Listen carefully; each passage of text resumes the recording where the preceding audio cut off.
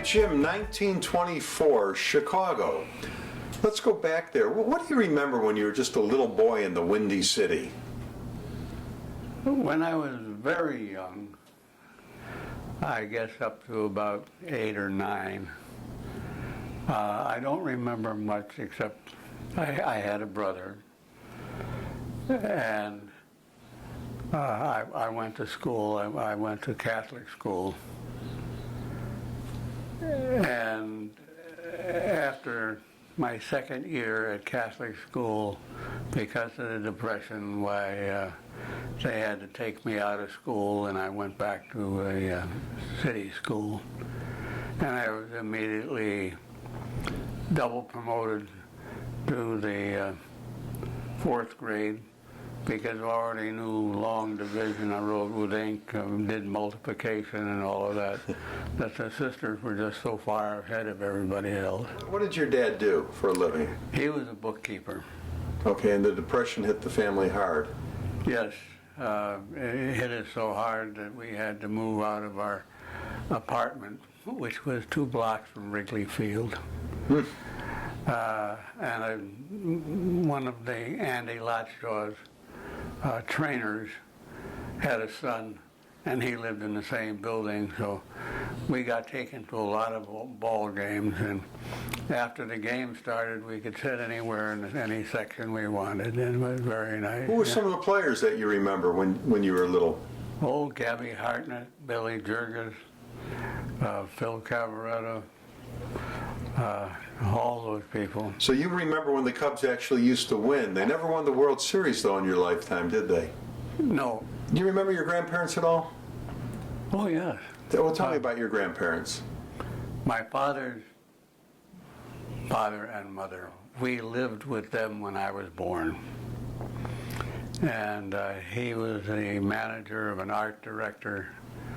My grandmother was not only a pianist, but she was an artist, had studied in Rome, things like that. We had to give up that big apartment and move into a smaller apartment. That's when we moved to Addison. On the other, my mother's side, I had a grandfather and a grandmother named Elliot. And at one time when I was visiting my grandmother, she took me over to her father's house, and he was 93 years old, and I was so impressed by a man being that old and living by himself. Yeah, wow.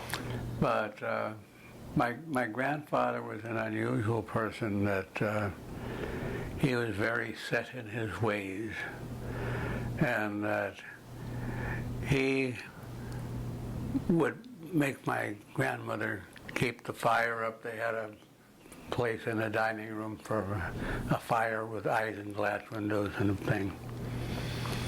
He did all his own shoe work, stuff like that. Now, did he ever tell you any stories about the Civil War? He was not in the Civil War.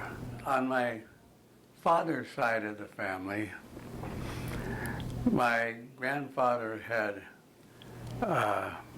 2 brothers, and both of them went south. One of them joined the Union Army, one of them joined the Confederate Army. That's the last they ever heard of him. They never heard from him again, so they only assumed that he was, both of them were killed. That's about as close we get to that. On my grandfather's side, they're all Scots, but he married an Irish woman, O'Connor. And I know one time, 10, 15 years ago, one of my nurses down in the doctor's office was going back to this town, and I said, well, when you get there, see if there's anybody named O'Connor there. Well, she came back and she said, and I asked her, did you do it? And she said, yes. And half the town is named O'Connor. You had 2 brothers, and there was a tragedy in the family with one of your brothers. Yes. Well, tell us what happened to your younger brother when he was 7 years old. He skipped school. He got on his tricycle and rode down. We lived on a street called Lemoyne, which is 2 blocks above Halsted, and just went right down in Addison down to Belmont Harbor. And his bicycle rolled downhill into the harbor, and apparently he couldn't get off of it, and he drowned. And was your other brother already born? Yes. Okay. So my mother had 3 boys while she was married to my father. They got divorced. She remarried and had 2 more sons with her second husband. Now, did you live with your dad or your mom after they divorced? I lived with my father after they divorced. Okay. Now, talk to me about high school. Where did you go to high school? Lane Tech High School. You went to the new one that was built in 1938. Yes, that's when I started in 1938. I guess they actually finished it a couple of years before that. We had 8,000 students, all boys. The first thing you did when you came in as a freshman is you had to learn how to swim, and you had to swim the pool, which was 50 yards, and then you could stay in school. Otherwise, you had to get out of school. I think it's a good idea when you live on a lake that everybody has to learn how to swim. Yeah. Now, right next door to Lane Tech was a big amusement park in Chicago at the time, Riverview. Yes. Do you remember it at all? I remember it all the time because we always had a 2-cent day at Riverview once a year. And all the students could get anything in Riverview. All the rides were 2 cents, hot dogs were 2 cents, drinks were 2 cents, and a 2-cent day. After high school now, was it on to college or do you go into the service? After high school, my mother's second husband had a friend that worked on a Dressograph multigraph. And he had a friend that was a department head. So the department said, send him down and we'll put him to work. Well, I went down there. The guy was the head of the screw machine department. I'm wearing a sport jacket, sport coat, stuff like that. And these guys are wearing blue jeans, blue shirts, they had oil up to their elbows. And he took one look at me and said, you don't belong here. So I said, well, what do I do? He said, I have a friend named Bob, and he runs the electrical department. So he sent me over there, and they hired me, and I went to work at the electrical department on an assembly line. And while I was on the assembly line, 2 nights a week, Tuesdays and Thursdays, you stayed overtime 1 hour, and a professor came out from the University of Illinois and taught us electrical engineering. And I really enjoyed that. It's about October. I decided I didn't want to work anymore. I wanted to go in the Army. So I was going to go down and join the Army Engineers. And I went down to the old post office building. Everybody had moved to the Duesenberg building except the Air Corps. And a sergeant at the Air Corps said, well, you're here, why don't you take the exam? So I took the exam, and I got the second highest grade. And they said, well, come back in the morning and we'll get your physical. And there were 12 of us that came back for our physical. And it was in the old post office building, and 12 of us were lined up in this room, and we were all naked as jaybirds. The stairways go up around the square. So the women were on the other side, directly across from us, looking through the window at us. And of course, it was at that time I found out all men are not created equal. And I passed the test, and they said, well, now you have 2 choices. You can go on a special project in Michigan where you and another cadet candidate for aviation cadet we'll get a Jeep and you'll visit high schools over in Michigan and get them to sign up with the Air Corps. So another fellow and I rode the North Shore out to Fort Sheridan and got off, and they assigned us to one of the old 1898 permanent barracks. And we went over there, and they said that your program has been canceled. You're not going to Michigan. You're going to stay here and train. So they brought a major in, and we went through infantry basic training, marching, firing a 1903 Springfield rifle, all of that kind of stuff. And we finished up with that, and then one day they put a notice on the bulletin board and said, pack your gear, be ready to move out in the morning. So we did. We packed our gear. We got on a bus and we rode downtown to a railroad station. And I should tell you that Wayne King and his band, and he was a captain, were in the building next door. So we had lots of music there. In addition, on the first floor, we lived on the second floor. On the first floor, they had a cook and baker school for officers. And we had fresh bread, we had fresh cake, we had fresh meals at every meal. So it was absolutely fantastic. And then we got to listen to all the music. We've been through infantry basic. They put us on a train to Miami, Florida, and they'd stuck a mess car belonging to the Army on the train. So we had to go up and get our food at the mess car and go back to our seats and eat it out of our eating equipment. And we got down to Miami Beach, got in at about 11 o'clock, and they put us in the truck and took us down to the Monroe Towers where we were supposed to live. And they said, well, you can't move in because there's some people still here. So the police blocked off the street at both ends, and we slept in the street. And then we'd march out to the golf course, and they would train us. And our trainer was Corporal Tremonti. And we forgot more than he ever knew. But he was our trainer. And he'd teach us to march. Well, we knew how to march and things like that. And then one day they called us out and said, you're going to go up and get your shots. And I said, we've already had all of our shots that the Army's supposed to give us. So they put us on the side of the street and said, stay here and don't move. And you'll probably be court-martialed for insubordination and failure to take your shots and stuff. And finally a guy came along and said, well, we found your records, so you can all go back.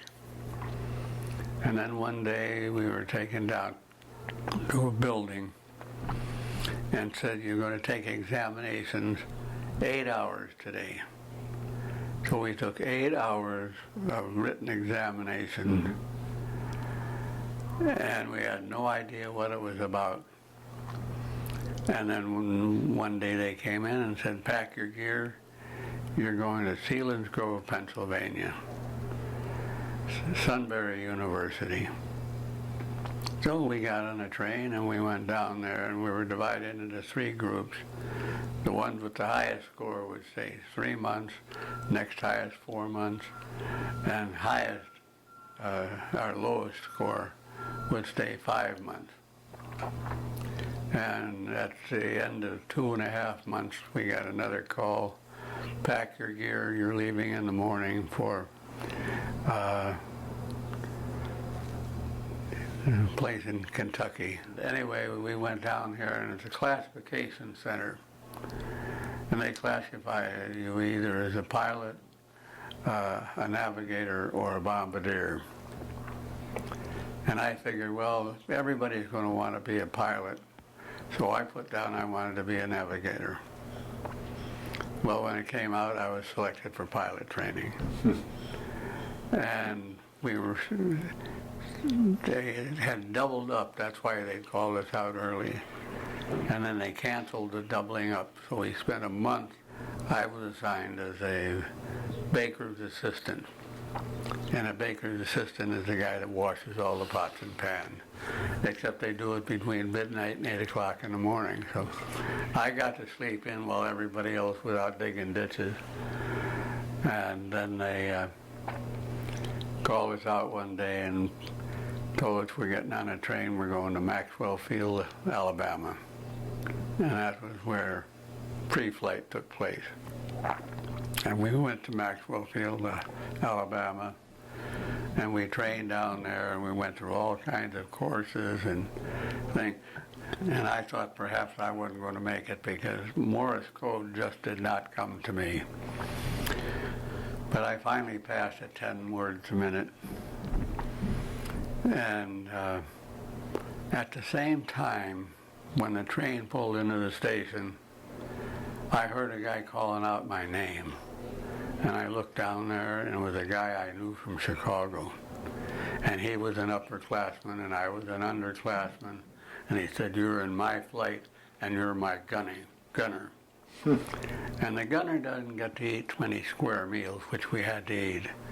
The gunner, if you run out of potatoes, has to hold the dish up in his hand until the waitress comes over and gets it, and they tell you what you want filled up.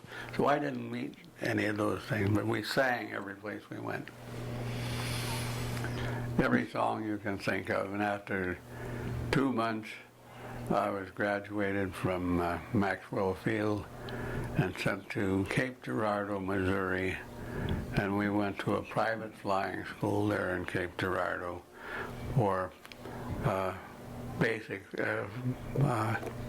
or initial flight training. I went from Cape Girardeau to Malden, Missouri, where I got basic training and learned to fly at night. And then I went from there to Stuttgart, Arkansas, where I flew twin-engine aircraft and graduated and was commissioned a second lieutenant. And while I was there, I was made an instructor in instrument flying and in formation flying. And I also taught a ground school course in aircraft identification. And then one day I got orders with 6 other fellows to report to Pyote, Texas. So we went out to Pyote, Texas, got off the train. There was a little box about 6 foot square that they called the station. The train pulled away and there wasn't anything there. But we finally called a taxi that took us out to Pyote Army Airfield, better known as Rattlesnake Bomber Base. And there were B-17s. And what had happened is they were starting the first class of B-29 pilots. They wanted people with lots of 4-engine time, but they didn't want to train the pilots all over again. So they took the co-pilots out and sent them to Florida to learn B-29. And we were a replacement for the co-pilots, and I became a co-pilot on a B-17. And one night we got a notification that we were leaving in the morning, someplace up in North Dakota. We picked up brand new B-17s and flew them back to Pyote. We became accustomed to our aircraft. And one night it was raining and stormy and everything, and we all went to the Post Theater and we were watching a movie. Suddenly the lights came on, some officer walked out on the stage and said, "All flight crews, pack your gear down to the flight line. We're taking off starting at 11:30. And they told us to go to Presque Isle, Maine. They loaded our ship up with all kinds of Army equipment, stoves, ammunition, anything they could think of. And fortunately at Presque Isle, the runway ended at the cliff. When we took off, I swear we dropped down. Up and we flew to Newfoundland. It was the 5th of June, 1944. Well, that night we took off for a transatlantic crossing. And we didn't realize that the day we were getting there was the 7th of June 1944, the day they invaded France. The place we normally would have landed had been bombed the night before, so they diverted us to another field at Valley, Wales. We landed there, and then we got all the bad news. First of all of our aircraft were taken away from us that we had flown over, and they would be distributed all over the 8th Air Force, wherever they needed B-17. And the same thing applied to the crews. I was assigned to the 96th Bomb Group, 413th Bomb Squadron. And we were the replacements for what they called Mickey ships. They had radar, the first radars. They took out the ball turret and put a radar set down there where the ball turret was. And they used to have to take off an hour earlier than everybody else to go to the various airfields to lead other groups. And they finally decided to move them all to other groups themselves. So we were the replacements for the whole thing. I and my pilot didn't get along well. I thought he drank too much. I know the first thing you do when you get in an airplane is you start breathing oxygen. That's supposed to take care of you if you have a hangover. Anyway, I told him I didn't want to fly with him anymore, so they took me off that crew and made me an auxiliary co-pilot. And I flew with various different crews that had a sick member or something. And How many missions did you fly? I flew 35. And these were all over France and Germany? France, Germany, and Netherlands. And these were bombing missions? Absolutely. Did you have any scary moments? A lot of scary moments. I was flying with a fellow named D.D. Nielsen. And he was different. I was getting instructions on becoming a pilot. And when I flew with him, he would fly in the co-pilot seat and I would fly in the pilot seat. And we were coming into Mannheim, Germany, and an 88 shell went off underneath the aircraft. The aircraft filled with smoke. And we thought maybe we'd been hit, but it turned out it had gone off, but it hadn't done any real damage except in the bomb bay. That 3 bombs were hung up on the inside bomb racks. There's a catwalk, inside bomb racks, and outside bomb racks. And 3 of the bombs on the inside bomb rack had gotten hung up. And as all the bombs above it came down, they hit these bombs and went out sideways and damaged the bomb bay doors. And then the bombardier had to go back there at 25,000 feet and sit on a 9-inch wide catwalk with a screwdriver. And with a screwdriver, you can release them. They have a little pin in them with a propeller on the front. And as it goes out, it pulls the straight pin out, and then the propeller winds up and arms the bomb. And that was a scary minute. We got back safely. That was about the scariest one I had. The first mission was to Paris, and we had a new group commander who was flying his first mission, and he couldn't find the aircraft plant in Paris. So we went around and made a 360. Couldn't find it the second time. Went around again and finally found the target and dropped the bombs, and everything was fine, except from then on he was called 720 Warren because he had to make 2 360 turns to find the target. Now, you said you flew 35 missions? Yes. Was that the limit that they would have you fly? No, when we got there, we only had to fly 25. And then they came in one day and told us that the people that had 20 missions or more would continue to get the Distinguished Flying Cross at 25, and those with less than 20 missions would get a second air medal.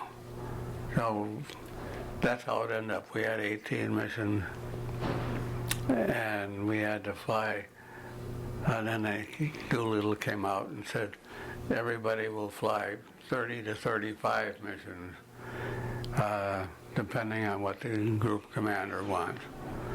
And our group commander wanted everybody to fly 35, so I flew 35 missions. But during that time, I was training with old pilots. I was changed from a co-pilot to the pilot B-17. So I was a rated pilot. Now, day to day, you know, there had to be a lot of stress always getting ready for the next mission. Was there ever any talk amongst you guys when the war was going to end, when it would be over? Or was it just every day, you know, get prepared for the next mission? No, it was like that, but on top of that, when we got about that time, Hitler started throwing buzz bombs at us. The ones that had a pulse jet engine, you could hear them pop, pop, pop, pop, pop. And as a matter of fact, another lieutenant and I took a bus out to East London, because that's where they were landing. And all of a sudden the bus stopped. We could hear a put, put, put coming, and it stopped. And it went right over the building alongside of where we were parked and went off. And it shattered a lot of glass on the bus, but they had a wicker stuff on them, so it didn't spray us anything. But we decided we wouldn't go over there anymore. Now, when the war came to an end, you decided to make this the Army Air Corps, or the Army Air Force now probably at that time, your career. Not exactly that, because I had a friend that worked in the finance office. I could go any place on base as long as I had a telephone available. And he had a telephone there. So I worked with him, and I had something to do all day, and I learned accounting and finance and stuff like that. And then they decided to have the first finance school in Indianapolis, Indiana, with Air Corps officers. And I was in that first class. And we had our temporary duty broken up because once a month we got to go to Wright-Patterson and get our flying time in. In 1946, I guess it was, they said anybody who had been not released on D-Day or on Victory Day, whatever they called it, could now get off out of the Army. So my wife was pregnant at the time, and she decided, I want to go home to have the baby.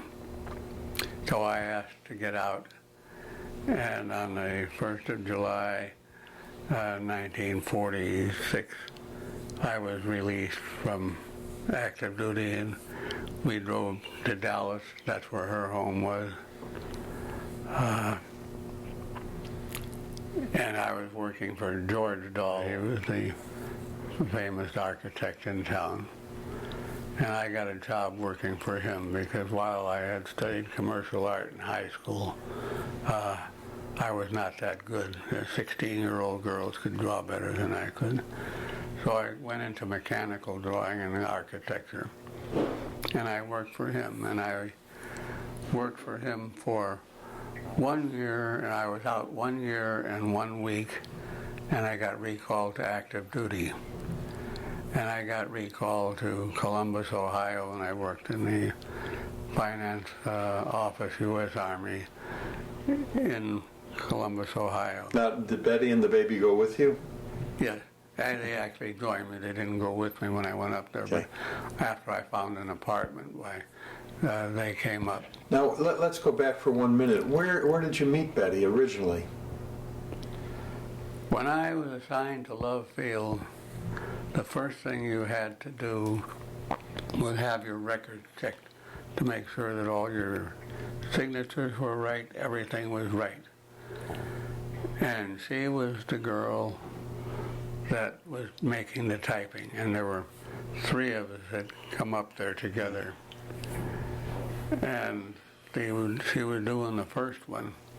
And I was just walking around the office, and I got behind her chair, and she was sitting there barefooted. And I leaned over and said, "Put your shoes on." And when she did, when that happened, she screamed.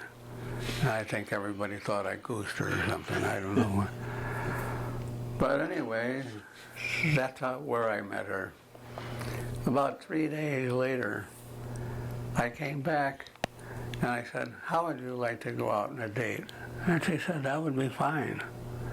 And I said, "Well, we'll have to take public transportation because I don't have a car."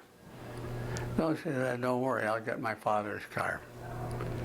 So we got her father's car and we went out to Fair Park, where the amusement park is all there, and we threw balls at bottles and had our picture made together. And the picture is backwards, it reverses everything.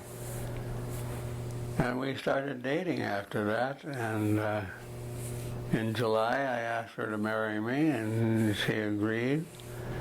And the big problem we had is we couldn't get a date at the church when we could get married until November. So we got married on the 9th of November. What year was that? That was 1945. Okay. And we spent our honeymoon traveling around because you couldn't stay any place in town more than a week. Let's go now. Korea starts up, and now do you have to participate in the Korean War? Okay, what happened was when I got recalled, I was given 1 year to decide whether I wanted to join back to the Air Force or stay with the Army. And we took a trip to Washington, D.C., and I went up to see the Air Force and said I would like to get back on flying status. And they said, "No, we have so many pilots, we don't know what to do with them." Well, I said, "If I came to the Air Force, what would I do?" And they said, "You would be a Class B agent officer at Ascension Island." And Ascension Island is halfway between South America and Africa. And you get quarters on the post. Well, I told my wife that she doesn't want to go to Ascension Island, and I don't blame her. So I went back and I wrote my letter to the Department of the Army and said I elect to stay back in the Army. And that's the letter they were waiting for. Because 4 weeks after I sent the letter, I got orders assigning me to Japan. And when I got over to Japan, I was assigned to the 1st Cavalry Division. And on the 25th of June, 1950, North Korea invaded South Korea. And the 1st Cavalry Division was ordered. As a matter of fact, I was a courier that night, and I brought the orders back from General MacArthur's headquarters that the 1st Cav was to move to Korea. And which we did, although we had a typhoon on the way over, and instead of getting in on Wednesday, we got in on Saturday. But we got there, and they moved us north up into Daegu, and we were supposed to be going to Daejeon, I guess. And we'd meet troops coming back, and we'd say, "Hey, who's replacing the 24th Division," or whatever it was. And they said, "The North Koreans, you damn fool." And so we got to Daegu, we stopped. We were dug in and had a foxhole in an apple orchard. And we heard a lot of traffic on the road. And so we sent some fellas out on a Jeep to see what the traffic was. Well, it was field artillery moving across the Naktong River. And we just decided that if the field artillery is moving south, we need to be moving south too. So we moved south and Korea and ended up in Busan. Now, did you see combat at all in Korea? Not officially, just unofficially. Were you involved at all in the Vietnam War? In a most peculiar way, I was in the controller shop of the 2nd Logistical Command, and that's where I had been in Korea when there. And we went to Okinawa, and it was strange that we had our officers who, when they went to Vietnam, and I'd been to Vietnam, even my family's been to Vietnam,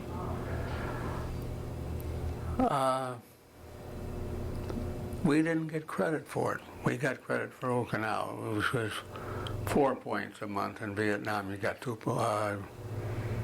they got 4 points a month, we got 2 points a month.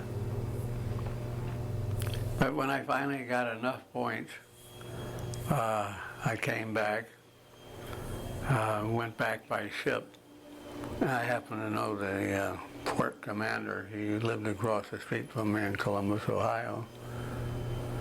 And I said, Colonel Pete, I want to go back on by ship, and I'd like to take my car with me. He said, no problem. So he put my car on the ship with me. And there was one other Army officer. We had a room together. Everybody else was Air Force. They were going by ship, and we were going flying, but we went by ship. And we got to San Francisco, and I sold the car in San Francisco.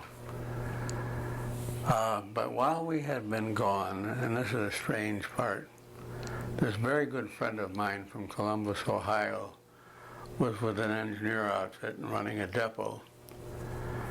And I had left my golf clubs and things for his wife, because he was a big golfer and she wanted to be a big golfer. So when I came back, she had really kind of ruined my irons. Mm-hmm. So I went and bought a new set of Jimmy Thompson irons. And since I got a new set of irons, I got a new bag and covered it over and had room for carrying her shoes and everything else. And then when it came back time to air flight, why, American Airlines had an office in downtown San Francisco. And we went down there, and we waited, and the bus came in to take us out to the airport. And they said, as an honor to these men that have just returned from Korea, we'd like them to board the bus first. And there I went walking out to the bus with my golf clubs over my shoulder. And everybody looking at it and saying, well, what the hell did they do when they were in Korea? So I got back one day too late. My wife had tickets to South Pacific, and I wasn't there, so she took some friends with her. And when I got there, I missed it, but it was okay. Yeah. I was home. We were living with her parents, and I got this job working for George Dahl. And since I was in the architecture building, I designed a house to be built over by the golf course. And a nice house. You went down 4 feet into the garage, you went up 4 feet to the first floor. Because we didn't have alleys because it was over by the golf course. And so they couldn't pick up the trash. Now, when was your second child born? The second child was born after I got transferred to Fort Sam, Houston, Okay. as finance officer for the Brooke Army Medical Center. Okay. So now when you're out of the service, did you go into full-time draftsman No, this architecture? is when I got called back to active duty is when I went on full-time. Okay. And when I went down to Fort Sam, it was to open up a new finance office for Brooke Army Medical Center only. Okay. We had 800 doctors training at the hospital at one time. Wow. So it was quite a job. Yeah. And of course my wife was pregnant, and when it came time for her to go to the hospital, why, I took her to the hospital at 2 o'clock in the morning, and this old sergeant says, "Captain, you just go on back over and we'll call you when it's over with." Wow. So they called me, and I went in the morning, and my wife had had 3 doctors and 2 nurses when she delivered the child. Yeah. And they brought this little girl out, and she was yellow. And I thought, my God, one out of every 10 child born is Chinese. I think I got it. But actually it was jaundice. And she was born there. After the service, what did you get into? I retired. I was out 1 year. I bought a house in Dallas. We moved in on the 29th of June, 1975, I guess it was. And on the 3rd of July or something, I got a call from SMU telling me to come to work the 1st of August. So I worked 19 years at SMU. And what was that capacity? I was the business manager for the School of Business Administration. Wow. Now, in your lifetime, you've lived through so many momentous occasions. Obviously, all the wars, President Kennedy assassination, something good, the moon landing in '69, the tragedy of 9/11.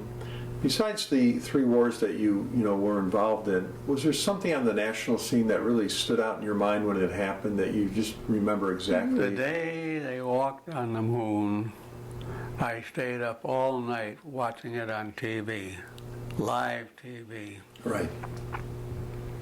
Fascinating, wasn't it?